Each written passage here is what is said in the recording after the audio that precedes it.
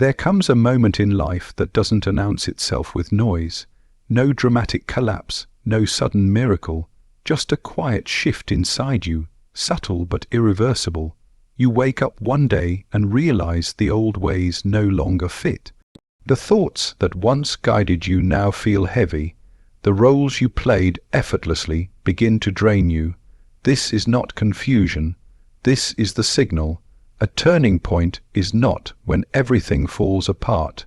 It is when your inner world refuses to lie anymore. You begin to notice patterns you once ignored, repeating cycles, familiar disappointments wearing different faces. You recognize that what keeps returning is not fate, but something unresolved within you. At this stage, the mind stops seeking distraction and starts demanding truth. You become uncomfortable with shallow conversations, empty motivation, borrowed beliefs. What once felt safe now feels false. This is the psyche reclaiming its authority, pulling your attention inward, toward the parts of yourself you avoided because they threatened your image of who you thought you were. You may feel lost, but this loss has direction. The old identity is dissolving, and the new one has not yet formed. This space between is unsettling. The ego panics here. It wants certainty, labels, quick fixes. But growth does not happen through answers. It happens through confrontation.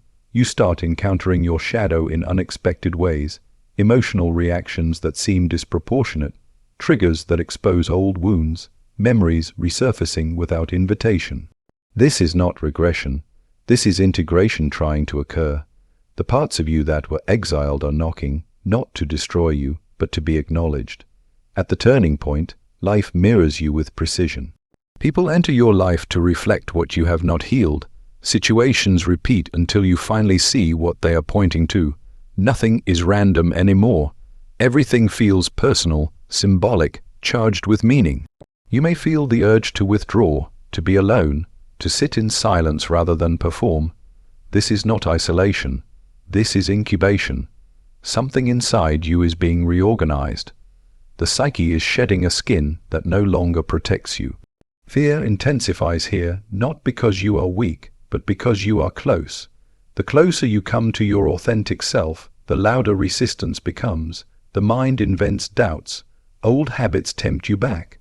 Comfort calls your name, but comfort at this stage is a sedative, not a solution. The turning point is when responsibility shifts. You stop blaming the world, your past, or other people, not because they didn't hurt you, but because you realize healing cannot be outsourced.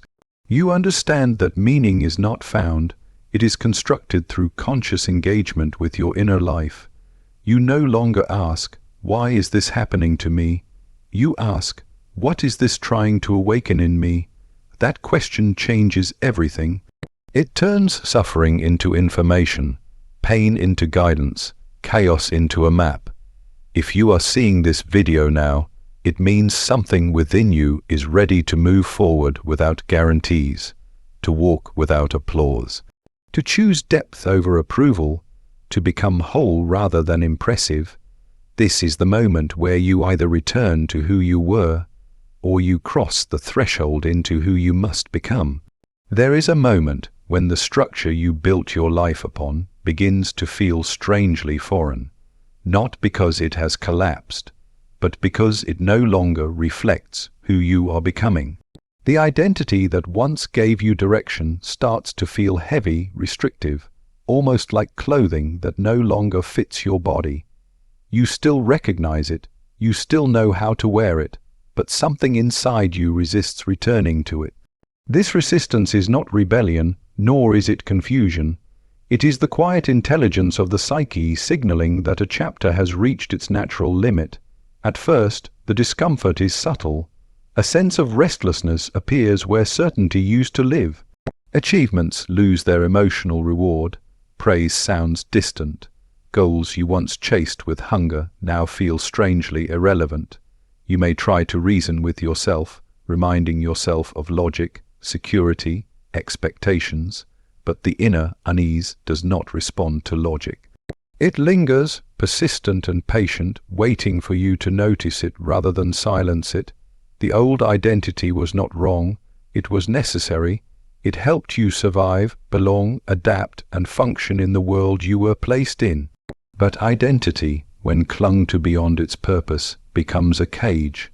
What once protected you now limits you. What once gave you clarity now creates tension. The psyche does not destroy what is no longer needed. It withdraws energy from it, leaving it hollow, lifeless, unable to sustain you the way it once did. This is when inner discomfort becomes impossible to ignore. Not dramatic pain, but a dull, persistent friction between who you present to the world and what you feel stirring beneath the surface. You may notice yourself acting out of habit rather than conviction, speaking words that no longer feel true, maintaining roles that drain you rather than nourish you. The split between inner reality and outer performance widens, and with it comes exhaustion that sleep cannot cure. Many try to escape this phase by doubling down on the old identity. They work harder, distract themselves, seek validation, chase stimulation, but the psyche is not fooled. The discomfort intensifies not as punishment, but as guidance. It pushes you inward, forcing a confrontation with the truth that the version of you that carried you this far cannot carry you any further. At this stage, fear often disguises itself as practicality. You hear thoughts like, "This is unrealistic. I can't afford to change. This is just a phase." Yet beneath these thoughts lies a deeper fear, the fear of losing coherence. The ego fears dissolution more than suffering. It would rather remain familiar and unfulfilled than unknown and authentic. As the old identity weakens, the psyche enters a transitional state. You no longer fully believe in who you were, but you do not yet know who you are becoming. This liminal space feels unstable, groundless. Certainty dissolves, definitions blur.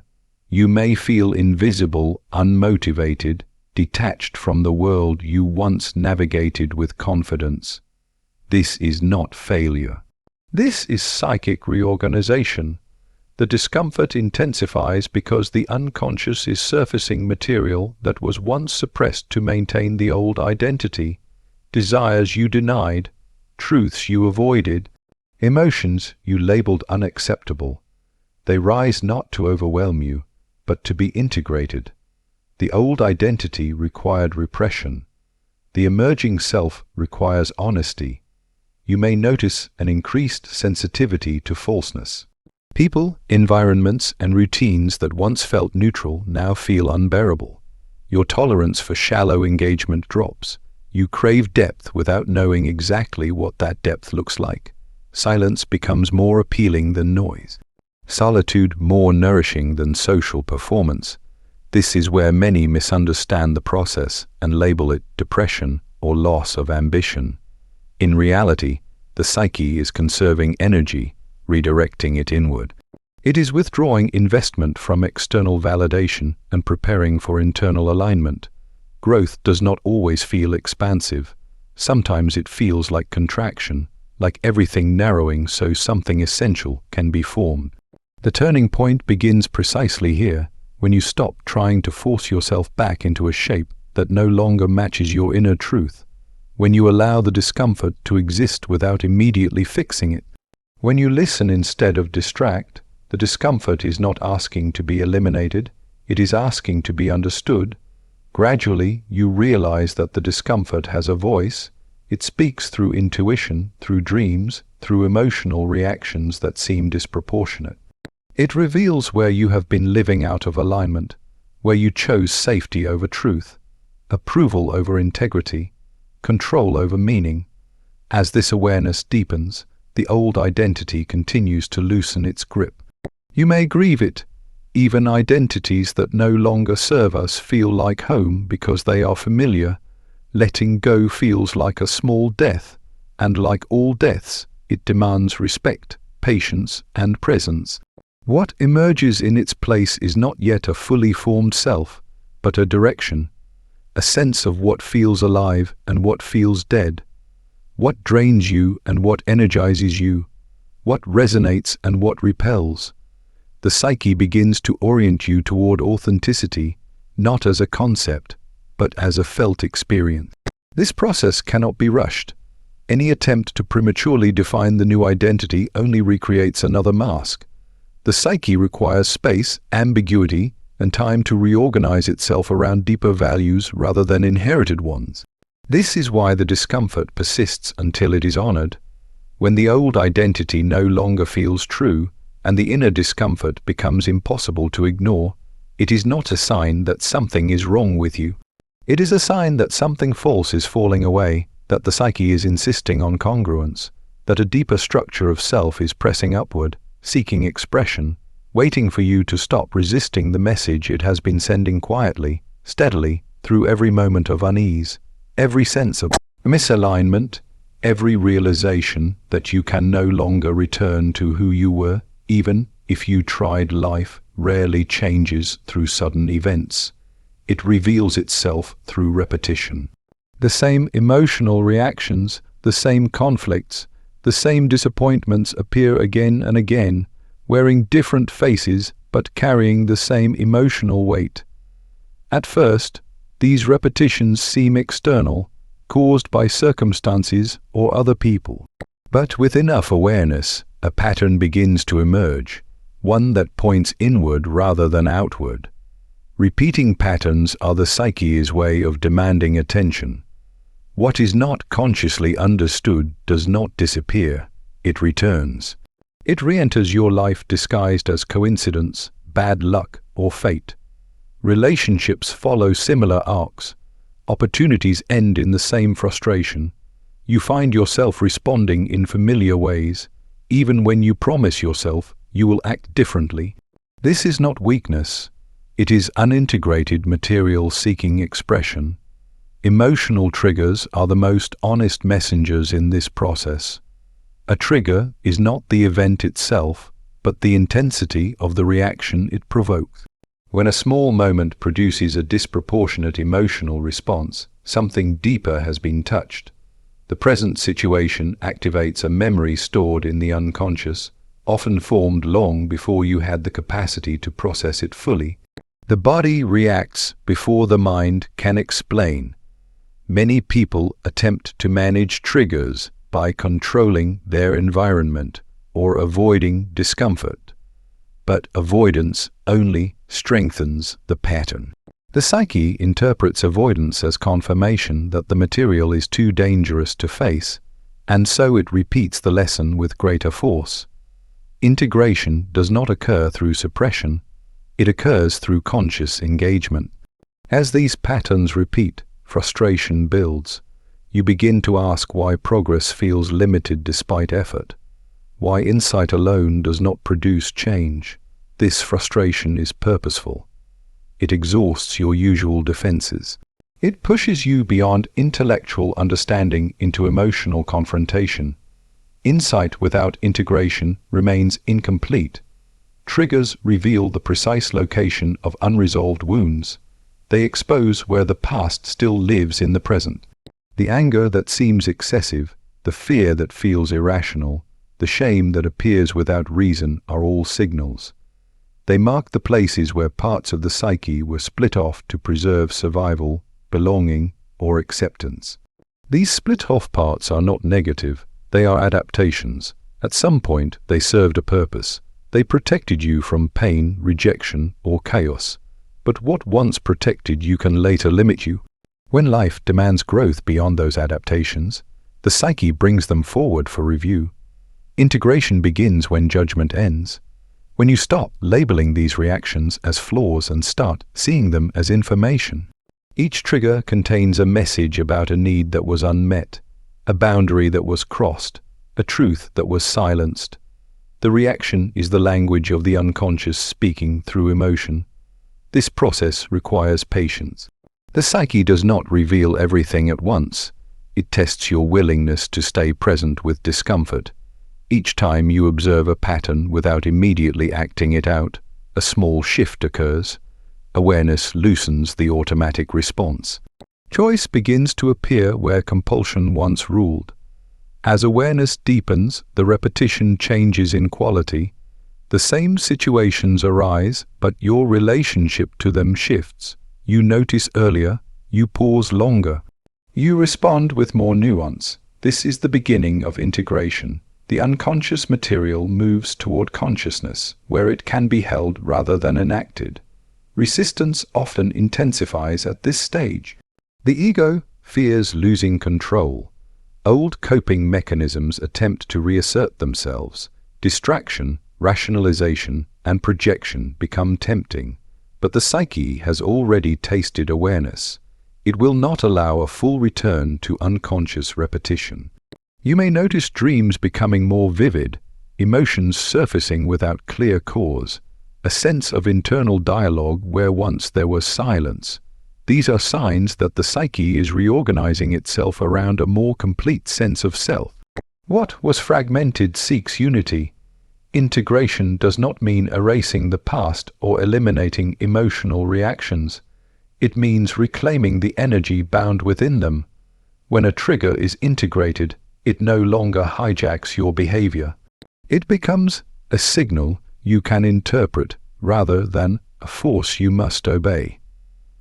As this process continues, you begin to recognize that life has been speaking to you all along, through repetition, through discomfort, through emotional intensity. What felt like obstacles were invitations. What felt like failure was unfinished business returning for resolution. The psyche is not interested in your comfort. It is interested in your wholeness. It will repeat lessons until they are embodied, not just understood. Once a pattern is integrated, it loses its charge. It no longer needs to repeat because its message has been received. This is why growth often feels cyclical rather than linear. You do not move forward by escaping the past, but by bringing it into conscious relationship with the present. Each trigger faced with awareness reduces fragmentation. Each pattern recognized restores a piece of yourself that was left behind. Over time, you begin to trust these signals rather than resent them. You see triggers as gateways rather than threats, patterns as maps rather than punishments. The psyche guides you toward integration not through ease, but through honesty, insisting that what was once hidden must be seen, felt, and understood before it can be released, allowing the self to become more whole, more coherent, more capable of responding to life rather than repeating it. As transformation approaches, fear does not fade, it sharpens. Many believe fear is a signal to retreat, a warning that something is wrong. In reality, fear often intensifies when something deeply ingrained is about to change. It appears not to stop growth, but to test the structures that have held you together until now. The closer you move toward authenticity, the more resistance you encounter within yourself. This resistance does not come from weakness. It comes from the ego's primary function, which is preservation.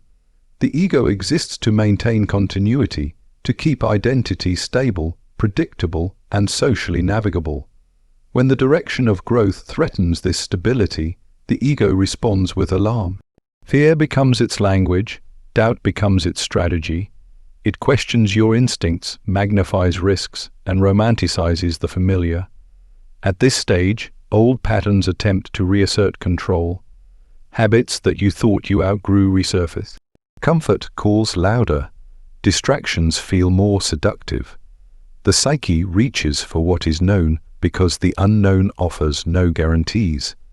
The mind frames retreat as wisdom and stagnation as safety. Fear here is not the enemy, but it is also not a guide. It is a threshold guardian. It appears precisely where a boundary is about to be crossed.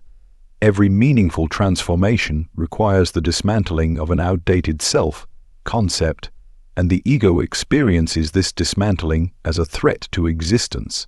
Fear intensifies not because the path is wrong, but because the old structure cannot follow you where you are going. This is why growth often feels lonely. Others may not recognize the inner shift you are undergoing. From the outside, nothing seems different. Yet internally everything feels unstable. You may question your own sanity, wondering why restlessness persists even when circumstances appear fine. This internal tension is the friction between who you have been and who you are becoming. Resistance manifests subtly. You procrastinate on actions that align with your deeper values. You rationalize staying in situations that drain you. You minimize your own insights. Fear disguises itself as logic, responsibility, and realism. It warns you of failure, judgment, loss. Yet beneath these warnings lies a deeper concern, the fear of losing identity. The ego fears irrelevance more than pain. It would rather remain useful in suffering than obsolete in growth. This is why fear grows louder as authenticity approaches. Authenticity threatens the ego's role as manager, performer, and protector. It demands a new relationship to control, one based on trust rather than defense. When fear intensifies, many attempt to eliminate it. They seek certainty, reassurance, external validation. But fear cannot be reasoned away at this stage. It must be observed rather than obeyed. The moment you treat fear as a command, it becomes a prison. When you treat it as information, it becomes a signal that transformation is near. Staying present with fear without acting it out weakens its grip. You begin to notice its patterns, how it exaggerates worst-case scenarios, how it pulls from past failures to predict future outcomes, how it confuses unfamiliarity with danger. Awareness creates distance. Distance creates choice. As you remain with this process, fear loses its authority. It does not disappear, but it no longer dictates your direction. You begin to act in alignment with inner truth even while fear is present. This is courage, not the absence of fear, but movement in spite of it. Resistance eventually exhausts itself. The ego cannot indefinitely sustain a battle against an emerging self that carries more vitality and meaning. The energy required to suppress authenticity becomes greater than the energy required to express it. At this point, fear shifts from obstruction to initiation. You realize that fear was marking the edge of an old identity. It was signaling that a familiar structure was about to dissolve. What remains after this dissolution is not chaos, but space. Space for values that feel lived rather than inherited. Space for action that arises from inner coherence rather than external expectation. Fear intensifies near transformation because it is guarding a threshold. Once crossed, the fear no longer serves a purpose. It fades into the background, replaced by a quiet sense of alignment. Not certainty, but congruence. Not confidence, but rootedness. The moment you stop interpreting fear as failure and start recognizing it as resistance to emerging authenticity, the dynamic changes. Fear loses its ability to paralyze and instead becomes a marker of direction. You no longer ask how to get rid of fear. You ask what it is protecting and whether that protection is still necessary. Through this process, authenticity stops being an abstract ideal and becomes a lived experience. You feel it in the way decisions simplify, in the way energy returns, in the way life begins to respond differently. Fear had to intensify so that you could see it clearly, understand its function, and move beyond its authority, allowing transformation to unfold not as a dramatic breakthrough, but as a quiet, irreversible shift toward who you have always been beneath the layers of adaptation, expectation, and self-protection. At a certain stage of inner development, the question of meaning replaces the search for comfort. What once mattered begins to lose its grip, and what once seemed optional now feels essential. This shift does not happen through external success or approval, but through an internal reckoning. You begin to sense that meaning cannot be borrowed, inherited, or imposed. It must be constructed through direct engagement with your own inner life. Blame dissolves slowly in this process, not because the past did not wound you, but because assigning responsibility outward no longer produces relief. You recognize that remaining trapped in resentment keeps you bound to what hurt you. Responsibility here does not mean self-condemnation. It means reclaiming authorship over your inner world. You stop waiting for circumstances to change before you do. This is where conscious engagement begins. Instead of escaping discomfort, you turn toward it. You listen to what emotions are asking rather than silencing them. Pain becomes information rather than an enemy. Suffering becomes a signal pointing toward areas that require attention, honesty, and care. Meaning emerges through this willingness to face what you would rather avoid. When you sit with inner conflict instead of numbing it, patterns reveal themselves. You see how choices were shaped by fear rather than truth. How habits formed around avoidance rather than alignment. Awareness replaces justification. You begin to notice that life responds differently when you engage consciously. Experiences no longer feel random. Events seem to echo inner states. Challenges appear precisely where growth is required. This does not imply control over life, but participation in it. You are no longer a passive recipient of circumstances, but an active interpreter. Meaning is not discovered in moments of ease. It is forged through effort, reflection, and responsibility. When you consciously engage with your inner world, you create a relationship with yourself that is grounded in truth rather than illusion. This relationship becomes a stable center from which you meet the outer world. As this process deepens, external validation loses its power. Approval becomes pleasant but unnecessary. Criticism becomes informative rather than destructive. Your sense of worth begins to derive from coherence rather than performance. You act in ways that feel internally consistent, even when they are misunderstood. This shift demands courage. To engage consciously with your inner life means relinquishing familiar excuses. You can no longer hide behind circumstances or identities. You face your own contradictions, your own capacity for self-deception. This confrontation is uncomfortable, but it is also liberating. Through conscious engagement, suffering transforms. It does not vanish, but it changes character. It becomes purposeful. You understand why certain struggles persist and what they require from you. Pain gains direction. It points rather than punishes. Over time, meaning crystallizes into values that feel lived rather than conceptual. These values guide decisions without force. They simplify complexity. When choices align with inner truth, effort feels sustainable. Energy returns where avoidance once drained it. You begin to see that meaning is not a destination but an ongoing process. It is renewed through daily acts of awareness, honesty, and responsibility. Each moment of conscious engagement strengthens the connection between inner and outer life. Comfort, by contrast, reveals its limitations. When chosen over meaning, it numbs growth. It maintains stagnation. It offers temporary relief at the cost of long-term vitality.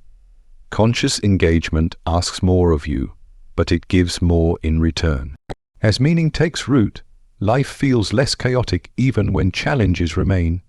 You trust your capacity to respond rather than control. You no longer require certainty to move forward. You rely on inner alignment instead of external guarantees. Through this process, you stop asking life to give you meaning. You recognize that meaning arises from how you meet life, from the quality of attention you bring to experience, from the responsibility you accept for your inner state.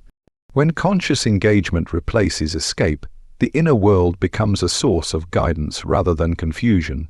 You learn to listen, to reflect, to respond with intention.